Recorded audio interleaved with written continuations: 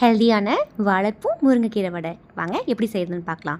இதுக்கு கடலைப்பருப்பை 4 மணி நேரம் ஊற வச்சு எடுத்துக்கோங்க. இதில் ஒரு 3 டேபிள் ஸ்பூன் மட்டும் தனியாக எடுத்து வச்சுக்கோங்க.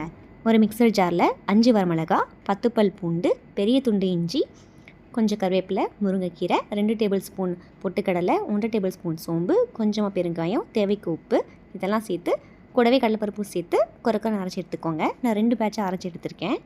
இது கூடவே கட் பண்ணி வச்சுருக்கிற வாழைப்பூவும் சேர்த்து ஒரு திருப்பி எடுத்துக்கோங்க. கொரப்பாக அரைக்கணும், ரொம்ப நைஸாக அரைச்சிடாதீங்க. இது கூடவே கை நிறைய சின்ன வெங்காயம், கொஞ்சம் கருவேப்பிலை, எடுத்து வச்சுருக்க கடலைப்பருப்பு இதையும் சேர்த்து நல்லா மிக்ஸ் பண்ணி எடுத்துக்கோங்க.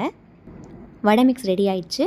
இப்போது சின்ன சின்ன பாலாக உருட்டி இந்த மாதிரி ஒரு காட்டன் துணியில் வடை மாதிரி தட்டி வச்சுக்கோங்க. இது ஆப்ஷனல் தான். இப்படி பண்ணுறதுனால வடை நல்லா மொறுமொறுப்பாகவும் கிறிஸ்பியாகவும் இருக்கும். அதே சமயம் எண்ணெயும் ரொம்ப அதிகமாக குடிக்காது. இது கூடவே கொஞ்சம் கொத்தமல்லியும் ஆட் பண்ணால் இன்னும் ரொம்ப நல்லாயிருக்கும். என்கிட்ட இல்லை, நீங்கள் இருந்தால் அதுவும் ஆட் பண்ணிக்கோங்க.